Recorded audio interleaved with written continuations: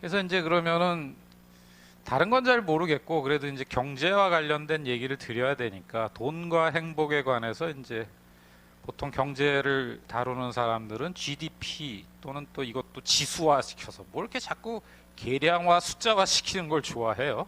말로 설명하려는 것보다는. 그러다 보니까 이제 우리가 보통 국민 총생산 또는 이걸 역으로 말하면 한 해에 총 벌어들이는 돈이죠 결국. 돈의 사이즈 가지고 평가하는 게 GDP고 돈으로만 평가할 수는 없다. 그래서 이제 뭐 행복 지수라는 거를 유엔 산하기구에서 뭐 만들었다고 하는데, 그래도 돈이 많아야 행복하다라고 주장하는 이제 아주 정통적인 그레고리 맹큐라는, 자제분들을 혹시 이제 고등학교, 대학교까지 키우신 분들은 그 서재 책장에 보면 이런 책 하나는 다 있어요. 맹큐의 경제학이라고. 우리나라에서도 뭐 어마어마하게 팔려가지고 몇 판까지 나왔는지 모르겠어요. 예. 유명한 경제학자입니다. 그래서 이 사람 얘기는 GDP는 어린이들의 건강을 반영하지 않지만 GDP가 높은 나라일수록 어린이들의 건강을 잘 보살필 수 있다. GDP는 시의 아름다움, 포이트, 시죠. 서울시 말고 서정주의 시 이런 거예요. 아름다움을 가르치지 않지만 GDP가 높은 나라일수록 국민들에게 시를 잘 가르칠 수 있다. GDP는 정직과 용기나 지혜를 반영하지 않지만 물질적 욕구에서 자유로울수록 이런 덕성을 잘 기를 수 있다. GDP가 그나마 삶의 질을 반영하는 최선의 척도란 얘기다. 그러니까 GDP 먹고 살만 해야 뭐 인심도 나오고 나아가 뭐 할 얘기도 좀 하고 이러는 거지. 어디 이렇게 돈에 이렇게 매여 있는 종속되어 있는 사람이 자유로운 그 좋은 덕성을 발휘할 수 있겠는가라는 게 이제 좀 보수주의를 대변하는 아주 정통 경제학자 얘기죠. 또 하나는 이제 요 지속가능 발전 해법 네트워크, 이름도 기네요. 여기서 국가별 행복 지수를 했는데 이게 2019년인가? 그런데 한국이 50위권이었는데 60위권으로 밀려났다. 뭘로 측정했냐? 여기도 GDP가 들어가요. 1인당 소득, 생산이 소득이에요. 그다음에 사회적 지원, 내가 어려울 때 뭐 지원을 받을 수 있냐? 기대 수명, 그다음에 이런 데서 얘기하는 자유, 내 개인의 자유 말고 사회적 자유, 그다음에 관용, 개념이 어려운데 부정부패, 미래에 대한 불안감. 그래서 7가지 지표를 기준으로 행복지수를 산출했는데 한국이 10점 만점에 5.872를 받아서 요 조사한 153개 중에 61위를 기록했다.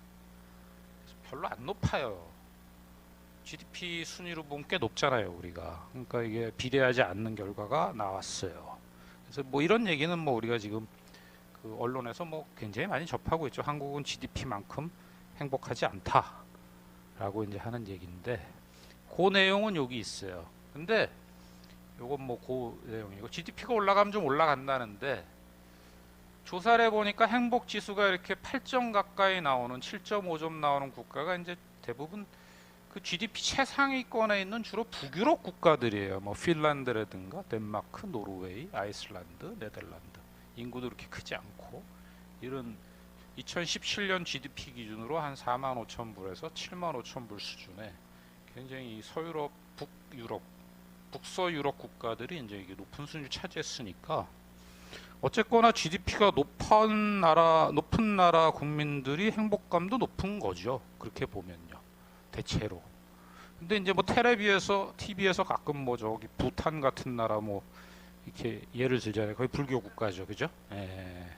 또 저 티베트 이런 데도 좀 나오고. 근데 그거 조금 모르겠어요. 예외 같기도 하고. 또 여기 계신 신도분들은 또 좋아하실지 모르겠는데 저는 그 수준은 아닌 것 같고 하여튼 어쨌든 잘 사는 나라가, 경제적으로 잘 사는 나라가 행복지수도 높았다라는 얘기고, 한국은 뭐 이래요. 그래서 한국의 2017년 1인당 GDP는 이제 26인데 지금하고 뭐 큰 차이 없죠. 근데 행복 순위가 낮다.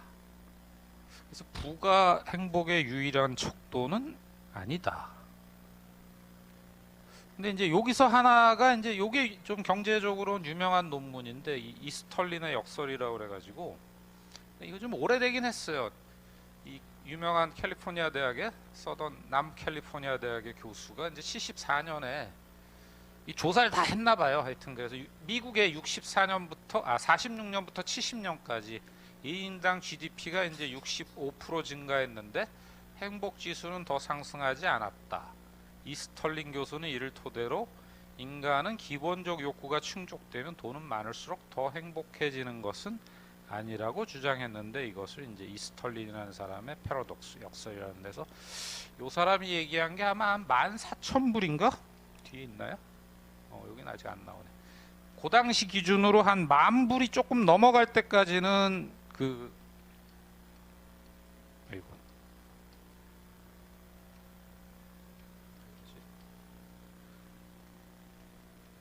응? 여기서 왜 안 되죠? 앞으로 가는 게?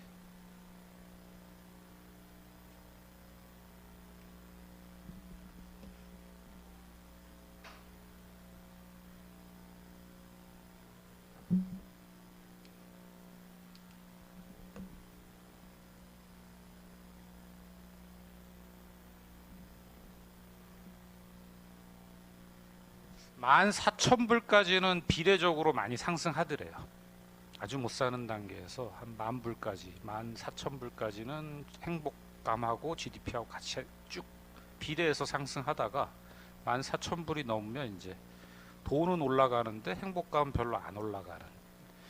그러니까 우리나라 요즘으로 치면 이게 이제 예전 70년대니까 뭐 예전 우리나라 그 드라마 응답하라 1988 같은 거 보면 뭐 드라마라서 그런지 모르지만 되게 행복해 보이고, 그때 또 제가 살았을 때 그때 괜찮았던 것 같아요. 나름 그 당시 뭐 88 올림픽 하던 시절에 지금처럼 불만이 많지는 않았던 것 같아요. 그잖아요. 그게 독재 정권 시절인데도. 그쵸.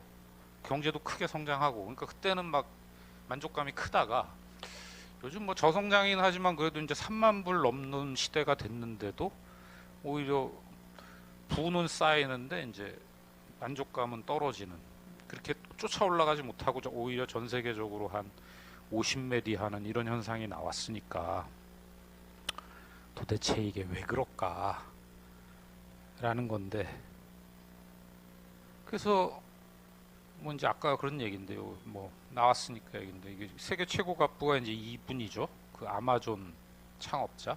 근데 뭐 이혼을 한다잖아요. 이렇게 돈이 많아도. 이혼해서 더 행복한 거 아니야? 특히 이분은.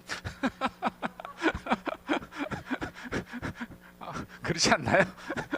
이분은 행복할 것 같아. 이혼해서. 이분은 내가 확신이 없고, 왜냐면 반쯤 떼어줘야 되니까. 너무 돈 위주로 내가 생각하나요? 제가? 맞죠? 굉장히 또 여기 동의하시는 분들이 많은 것 같아. 하긴 예전에 제가 영업할 때 그 재산이 한 500억쯤 되실려나? 한 1,000억쯤 되실려나? 기업을 크게 하신 분이 한 분 계셨는데, 지금도 한 90 가까이 되셔 살아 계세요. 근데 그때 지금부터 10년 전이니까 80좀 되셨을 때 이제 그 본인이 회장님이 하시는 소리예요. 자기가 이제 좀 뭐 재단을 하나 만들어서 섬유업종에 종사하시는 분인데, 거기다 좀 기부를 해서 섬유 기술자도 좀 양성하고 하길래 자기가 좀 한 30에서 50%는 그 재단에다 기부를 하겠다라고, 제가 사모님도 한번 뵀는데, 사모님 한 10살 차이 나세요. 10살 넘게 나이 차이가. 그러니까 당시 젊었죠. 한 70 초반, 60 후반. 사모님이 한테 말씀을, 그 회장님이 얘기를 했더니 내 거 빼고 기부하되 법정 상속분 내 건 빼고 거기서 40% 하시오.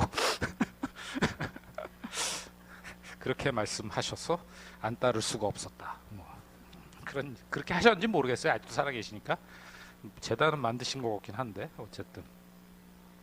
그래서 뭐 칸트라는 사람도 행복의 개념은 불명확한 것이어서 모두 행복을 얻고자 하면서도 정작 자신이 원하고 의도하는 게 무엇인지 그 누구도 명확하고 일관되게 말할 수 없다. 뭐 이런 얘기를 했다는데, 사실은 이제 행복, 해피니스라는 개념은 사실 이게 동양에는 없던 말이라고 해요.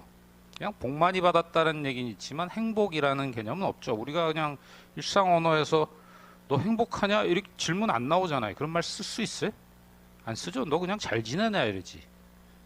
또 우리들 동양 사람들은 그냥 뭐 무소식이 희소식이라 그래서 별일 없으면 잘 지내는 거지 뭐 특별히 뭐 행복감에 적고 뭐 나 행복해 이런 거 잘 모르겠어요. 그러니까 사실 와닿는 개념은 아닌데 그냥 잘 지내는 거 오히려 뭐 웰빙이라고 그러나 그저 유행했던 웰빙이라는 말이 오히려 우리말에 더 적합하지 않냐. 그냥 별일 없이 잘 지내는 거 건강하게.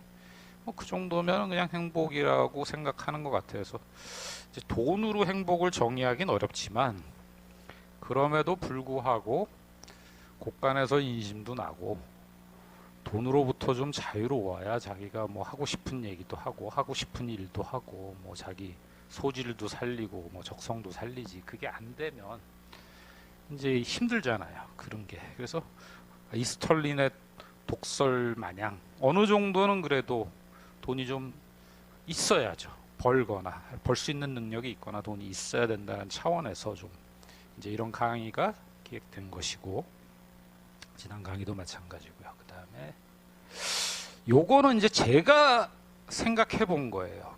경제 현장에 좀 있으면서 뭐 우리나라가 뭐 불행한 이유는 뭐 사회적으로 얘기할 수 있는 건 굉장히 다양해요. 뭐 왜 이렇게 불행하냐 그러면 뭐 경쟁이 너무 치열하다. 뭐 여기 자제분들 다 키우셨지만 뭐 아침에 일찍 일어나가지고 그 학교 가서 한 대여섯 시까지 하루 종일 뭐 자는지 공부를 하는지 하여튼 거기 매여 있고 또 끝나면 뭐 학원을 여러 군데 주말에도 또 가야 되고 뭐 이렇게 뭐 365일을 뺑뺑이 돌리잖아요. 뭐 국민학교 때부터. 우리 땐 그러진 않았는데 그렇게 지내는 거를 저런 북부에 있는 나라 애들이 보면은 이렇게 이상하게 볼 거 아니에요. 도대체 저게 어떻게 사람이 저러고 사나 할 정도로 사는 사회니까 걔들 입장에서 보면 굉장히 언해피하다고 생각하겠죠. 뭐 그러다 보니까 이제 뭐 85년에는 그래서 여기 하라리가 쓴 거 제가 메모를 했어요. 우리나라도 85년에는 10만 명당 자살하는 사람이 9명이었는데 이게 2015년 그러니까 30년 지난 거죠. 30년 40년인가 30년 후에는 10만 명당 36명으로 4배가 는 거예요. 그러니까 굉장히 많이 죽는 거죠. 그래서 여러분들 10만 명당 35명이라고 6명이라니까 감이 잘 안 오실 텐데 이걸 이제 5천만 명으로 계산해 가지고 곱하기 500을 하면요 1년에 18,000명이 자살하는 거예요. 군 단위 인구가 요즘 시골 가면 3만 명, 4만 명 이렇거든요. 한 군이 18,000명이면 굉장히 큰 숫자죠. 근데 또 여기서 또 제가 좀 하고 싶은 얘기는 노인들 자살률이 많은데 노인 자살률은 또 경제적 이유가 크다 그러잖아요. 그럼 경제가 중요하죠. 돈 이렇게 생계가 늙어서도 먹고 사는데 별 지장이 없으면 이게 획기적으로 줄어들 거 아닙니까? 뭐 청소년들이 막 이렇게 하는 건 정말 뭐 제가 어떻게 말씀드리기 어렵겠지만 뭐 그런 것 같아요. 그래서 뭐 그렇고 이제 그 경쟁이 치열하다 뭐 이 정도는 말씀드릴 수 있을 것 같은데 제가 그냥 생각하는 원인을 좀 해보면 우리나라가 이제 인구가 그래도 적은 나라가 아니다 보니까 전체 GDP로 보면 세계에서 9위가 될 정도로 경제력은 굉장히 올라갔죠. 그래서 이 근대의 그 식민지가 됐던 컴플렉스를 잊어버릴 만큼 부국 강병을 한 거죠. 일본한테. 일본을 앞질르려고 그러잖아요. 1인당 지금 막 앞서거니 뒤서거니 하죠. 일본하고. 얼마 전에 뭐 이탈리아를 째꼈다 뭐 이러기도 하고. 그래서 그런 면에서 봤는데 1인당으로 이렇게 환산하면 뭐 일본보다 구매력 이거는 이제 물가까지 감안한 거예요. 일본 물가 비싸니까. 일본은 앞섰어요. 이렇게. 근데 여기 보면 한 20위로 떨어져요. 1인당으로 하면. 그리고 아까 말씀드린 요런 나라들이 이제 우리보다 훨씬 높죠. 근데 여기서도 봐도 20이면 상당히 괜찮잖아요. 이제는 물가가 또 요즘은 뭐 코로나 때문에 그러지만 이렇게 유럽이나 이런 데 가보세요. 엄청 비싸지 진짜. 뭐 하나 사 먹고 뭐 하려면 정말 비싼데 왜 그럴까? 그래서 저는 이제 제가 제시하는 이유를 좀 해설해 드리면 요것도 하나의 원인인 것 같아요. 노동 시간이 요건 이제 자료는 조금 됐어요. 2015년인가 17년 자료인데 아까 그 해피한 나라들 있잖아요. 우리나라에 한 60%밖에 일을 안 해요, 실제. 되게 적게 일하죠. 그 휴가 엄청 많다 그러잖아요.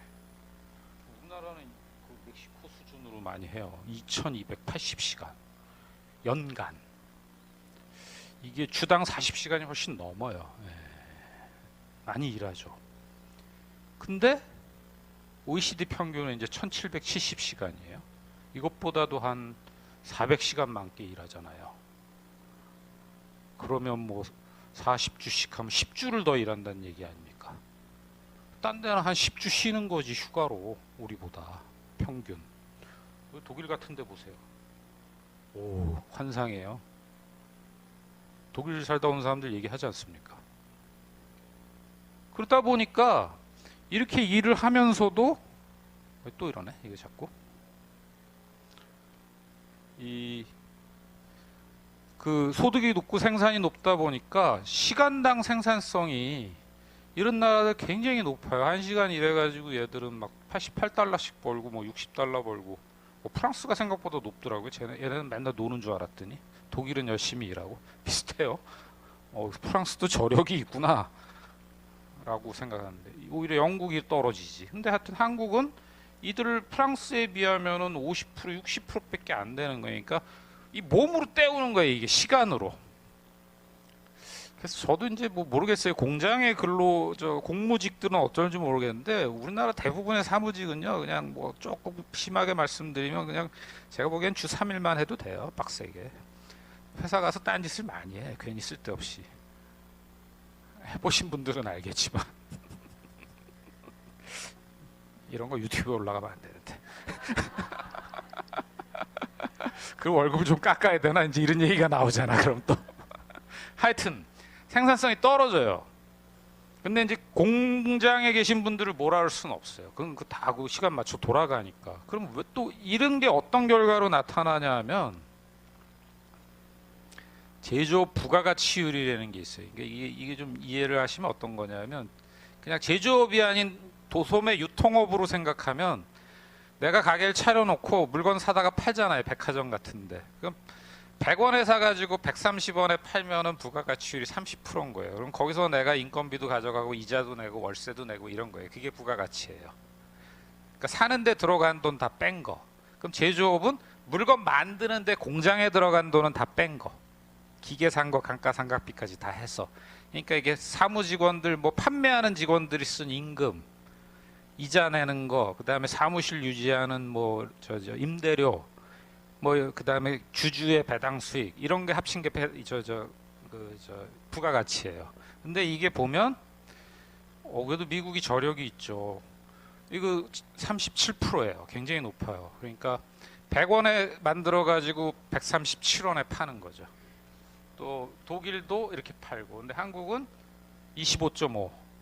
우리나라도 저 후진국 비하면 굉장히 개선이 된 거예요. 25. 그러니까 우리는 100원에 사서 100원에 만들어서 125원에 팔고 그거 가지고 이제 나눠 갖는 개념이죠. 그래서 그 중국에서 이거를 이제 20개국의 제조업 임금을 비교했더니 요렇게 생산한 부가가치 중에서 그러니까 1인당 평균으로 했을 때 요 중에 또 임금이 차지하는 비중을 구해봤대요. 그랬더니 선진국은 이게 35에서 50을 가져가요. 그러니까 미국은 예를 들면 이 중에 50이라 치면 이 36.9 중에 임금이 절반이란 얘기죠. 이해가 되시죠? 이게 논리적으로, 순차적으로. 근데 중국은 여기는 조립만 하잖아요. 그러니까 임금으로 부가가치도 우리보다 낮을 거예요. 여기 자료는 안 나오지만 임금으로 가져가는 게 9%밖에 안 돼요. 한국은 아마 요쯤일 것 같아요. 그러니까 제가 관찰한 거 하나는 이제 실례를 들어드리면 이런 거죠. 얼마 전에 작고하신 그 태광인가 그 나이키 신발 봉제하는 베트남에서 크게 사업하는 박연채 회장이 하는 회사가 베트남에서 이제 나이키 신발 만드는데 그 나이키 신발 공장은 모든 재료를 다 모아가지고 그 베트남에는 별로 생산하는 게 없어요. 박스 말고는. 그 안에 들어가는 신발 그 부속 부품들 가죽이니 깔창이니 뭐 바닥이니 이런 거는 다 사와요. 조림, 그러니까 봉제만 하는 거지. 재봉틀질, 그 다음에 저 본드칠, 부가가치가 높을 수가 없죠. 인건비 싼데 찾아다니는 거죠. 그러니까 중국은 거기서 좀 벗어났겠지만 이것밖에 안 되고 이것도 낫겠죠. 근데 거기 깔창 말고 이 바닥 있죠. 이 바닥 쿠션 중요하잖아요, 운동화에서. 그거는 우리나라에서 저 부산에 있는 백광화학이라는 데가 생산해요. 나이키 신발 거의 전량을 한다 그러더라고요. 그러면 그걸 부산에 있는 그 화학 공장에서 만들어 가지고 베트남으로 이제 보내는 거죠. 그럼 어디가 부가가치가 높겠어요? 백광화학이 높죠. 그러면 미국에 있는 나이키 본사에서 뭐 하겠어요? 디자인 하잖아요. 스포츠 과학자까지 다 모아서 어떻게 하면 발이 편할까 신겨서 뭐 신어보게 하고, 뭐 골프 선수도 있을 거고, 뭐 등등등등, 뭐 육상 선수 뭐 해가지고 신발의 어떤 기능성부터 뭐 땀이 잘 통하고, 뭐 흡수를 잘하고, 뭐 바람이 잘 통하고, 뭐 하여튼 뭐 디자인 예쁘게 뭐 연구 많이 할 거 아니에요. 그러니까 그런 친구들이 임금을 이렇게 받아가잖아요. 그럼 소득도 높죠? 일도 재밌잖아요. 하루 종일 저 본드 칠하고 있으면 재밌겠어요? 제가 그 공장 가봤거든요. 그 신발 공장. 어마어마해요. 여기서 저기까지 그냥 막 쫙 그 베트남 여성들이 앉아가지고 거기서 그냥 하루 종일 그 재봉틀 칠하고 본드 칠하고 뭐 이거 하고 있는데, 우리나라 이제 거기선 좀 벗어났지만 우리나라도 6, 70년대 봉제 산업이 산업 개발의 효시이지 않습니까? 그래서 이제 중간 단계로 올라와서 화학 그 신발을 만들면 그래도 바닥창도 만들고 가죽 커버도 만들고 하는 수준까지는 올라왔지만 근로자 입장에서 보면 재미는 없어요. 그러니까 일하는 데서도 좀 재미있으면 좀 행복감이 올라가지 않을까? 그러면 사실은 하루에 8시간 아니라 9시간, 10시간 자기가 뭔가 몰두하다 보면 밤을 새서 해도 재밌잖아요. 그런 거는요. 그렇지 않나요? 또 뭐 제가 신발 예를 들었는데 우리 많이 사용하는, 이거 오래됐지만 이거 미국에 있는 친구들은 이거 다 안에 그 내부 소프트웨어부터 이것까지 다 디자인하는 친구들이 이거 하는 거고, 중국에 있는 그 대만인가 중국에 있는 팍스콘이라는 공장에 있는 근로자들은 이거 조립만 하고 있을 거고, 여기 들어가는 이런 LCD 뭔지 모르겠는데 뭐 디스플레이 화면이라든가 이 안에 들어가는 것들은 뭐 한국에 있는 뭐 삼성전자가 반도체 만들 거고, 일본에 있는 뭐 소부장, 소재 부품 이런 건. 그러니까 이제 요즘 코로나를 맞아 가지고 국제 분업 체계라는 말 많이 들어보셨죠? 뉴스에 많이 나오죠. 세계적으로 그렇게 국제적으로 이렇게 분업 체계가 형성된 거예요. 선진국 애들은 이제 설계하고 디자인하고 이런 일 고부가 가치 일을 해서 30% 남기는 데서 임금을 30% 50% 가져가고, 우리 같은 중간 단계 부품 재료를 생산하는 회사는 그 회사를 많이 가진 나라는 이제 그걸 중국이나 이런 데다 팔아먹고 베트남에 팔아먹는데, 한 25% 남긴 거 중에서 또 임금을 한 20% 가져가는데, 아까 보셨다시피 일은 드럽게 많이 하고 2200시간씩 연간. 선진국 애들은 독일 같은 데는 1400시간만 하고. 그래서 그냥 제가 내린 진단이에요. 이게 한국 사람이 좀 언해피한, 영어로 얘기해서 언해피한 큰 이유 중에 하나가 이거 아닐까. 제가 만약에 어떤 지금 학생 뭐 박사과정에 있는 사람은 이런 거 가지고 한번 논문을 쓰고 싶어요. 더 조사를 이제 해야겠죠. 조사 방법을 제대로 해갖고 내 말이 맞다를 입증해야지. 그렇지만 이제 그럴 능력도 없고 그냥 생각만 있는 건데, 좀 동감이 되시나요? 그 일 자체가 내가 처음부터 끝까지 뭘 완성하는 일을 하는 사람은 재밌어요. 근데 맨날 본드 붙이고 그 재봉틀만 하루 종일 돌리고 있으면 그게 재미없을 거고, 또 그 바닥창 만드는 화학 공장에서 그 기계만 하루 종일 조작하는 화학 공장의 노동자도, 뭐 반도체 공장의 노동자, 삼성전자 그 반도체 공장 화면 많이 나오지 않습니까? 그 노동자 일하는 거 재밌어 보이나요? 막 허연 거 쓰고 뭐 나오는 거?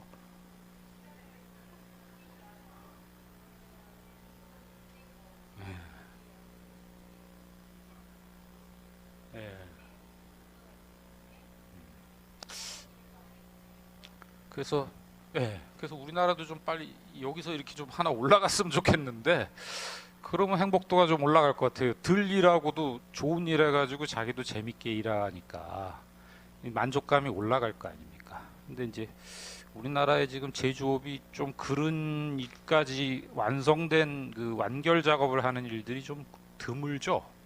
근데 그게 이제 국제적으로 세계적으로 분업 체계가 그렇게 짜여 있다 보니까 하루 아침에 우리가 막 핸드폰을 설계하고 뭐 반도체를 설계하고 뭐 신발을 다 설계하고 뭐 패션 디자인을 다 하고 뭐 이게 굉장히 어렵죠.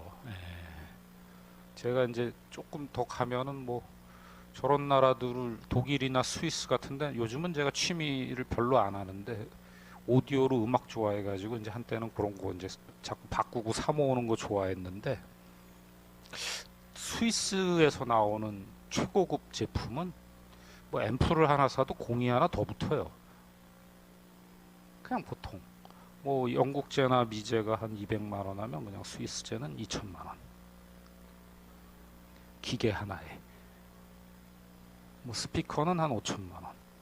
비싸면 1억 원. 그래서 걔네는 선전할 때도 할리우드 스타 누구가 우리 걸로 홈시애터와 오디오룸을 꾸며놓고 듣고 있습니다. 이게 선전 화면이에요. 광고에. 그거 꾸미려면 수억원 들지. 근데 재료비가 이렇게 많이 들어가겠어요? 좀 비싼 거 쓰긴 하겠지만 그런 거요 부가가치율이 얼마나 높겠어요. 이게 기술력이 있어요.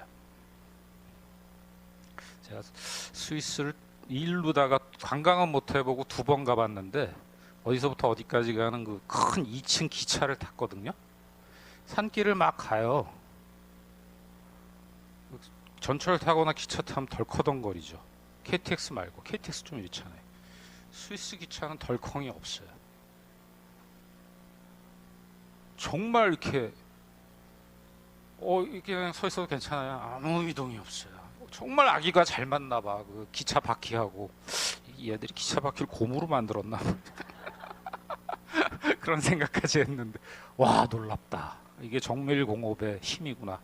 제가 그런 것도 느꼈는데 그러면 이제 그런 거를 연구하는 사람은 그걸 그렇게 실현시키기 위해서 연구하는 기술자는 그 일이 재밌을 거 아닙니까? 우리나라 아직 그렇게까지 하는 놈 없잖아요. 지금은 어떤지 모르겠는데 A가 또 옆으로 새는데 제 친구 중에 하나 예전에 철도청 입사한 애가 있었어요. 1년에 한 번씩 독일 기술자들이 와가지고 그 시간표 다 짜줬대요. 단선인 데가 많잖아요. 이렇게 갈라지고. 한국 사람 스스로가 다 못 짰대요. 그땐 컴퓨터도 이렇게 보급되던 시절이 아니었고. 뭐 철도청에 입사해서 얼마 안 된 애가 나한테 그런 얘기를 해주더라고요. 그러니까 이제 기술력 차이가 있는 거죠. 그런 특히 아날로그 쪽에는. 그래서 뭐 얘기가 좀 길어졌습니다만 하여튼 한국의 어떤 기술력이 단지 경제적 측면뿐만이 아니고 경제적 측면에서 이제 중진국 중간 이상의 부품 소재를 만드는 단계로 해서 중국이나 뭐 베트남 같은 단순 조립하는 부가가치 낮은 수준에서 좀 올라왔긴 했지만 일하는 사람들에게 만족감을 줄 정도의 소위 완성된 명품을 설계하는 그런 쪽까지는 가지 못하고 있다. 뭐 지금 뭐 서울에 벤츠차 엄청 많이 다니잖아요. 그 보통 뭐 현대차가 차 하나 팔면 뭐 한 2천만 원에서 3천만 원 받지만 벤츠는 한 적어도 6, 7천만 원 비싸면 뭐 1억 5천만 원, 2억 원 받으니까 대당 단가가 현대차의 2배, 2에서 2.5배 되는데 거기 들어가는 재료비가 그렇게 많겠습니까? 특히 벤츠에다가 이렇게 나 차는 잘 모르는데 AMG라는 마크 달린 거 있죠. 거기 한번 들어갔다 나오면 한 3천만 원씩 더 붙는데 개인적으로 뭐 튜닝 해준다고. 그런 게 이제 기술력인데 AMG에 근무하면서 그거 하는 애는 되게 재밌을 것 같다. 그런 생각을 했죠. 그런 거 기술 연구하는 애. 그러니까 경제를 통해서 이 일을 통해서 행복을 찾아야 되는데 저는 이게 언론에서 이런 소리 하는 언론인은 못 봤어. 그래서 난 좀 쟤들은 좀 경제를 진짜 모르는 애들 같아. 제 개인적 좀 건방지게 얘기하자면 이런 얘기를 자꾸 해야 되는 거 아닌가. 지금 안주하지 말고 일을 통해서 재미있게 지내면 더 좋잖아요. 아마 3,000시간 일하려도 할걸요. 할 수 있어요. 뭐 몇 년은 못하지만 한 1, 2년 빡세게 그렇게 하라면 아마 할 거라고요. 자기가 그런 그 과업이 주어지고 뭐 보상이 그렇게 크지 않더라도 일이 재밌으면 하는 거 아닙니까, 사람이? 뭐 저는 그렇다고 생각해요. 그래서 이런 부분이 좀 많이 미흡하지 않냐 그런 생각을 좀 해봤고요. 그다음에